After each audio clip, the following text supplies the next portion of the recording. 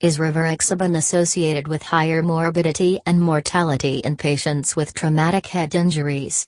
A retrospective cohort study comparing rivaroxaban, no anticoagulation, and phenprocoumon via Clinical Neurology and Neurosurgery.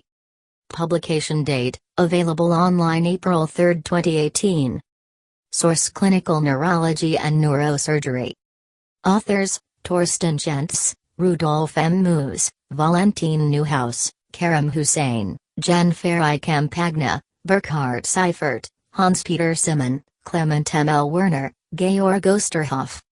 Objectives: the use of new anticoagulants potentially carries the risk of increased intracranial bleeding, but there is a lack of evidence.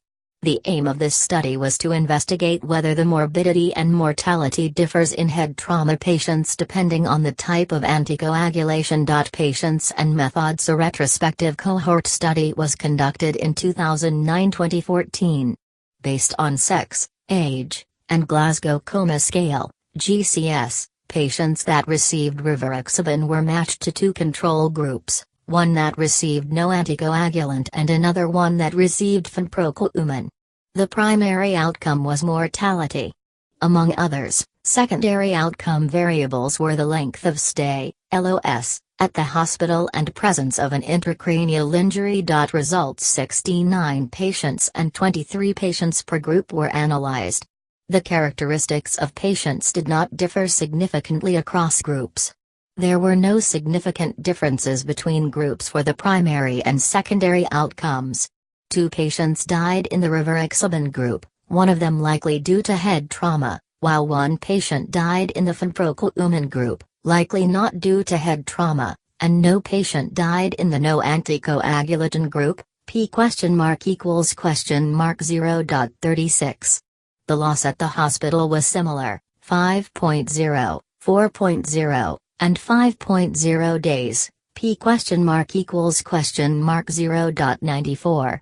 An intracranial injury was observed in a similar number of patients in all groups, n=(11), n=(10), and n=(8), p=(0.75). Conclusion: although limited in size, this study did not observe significant outcome differences in patients with traumatic head injuries, who received rivaroxaban, no anticoagulant or phenprocoumon.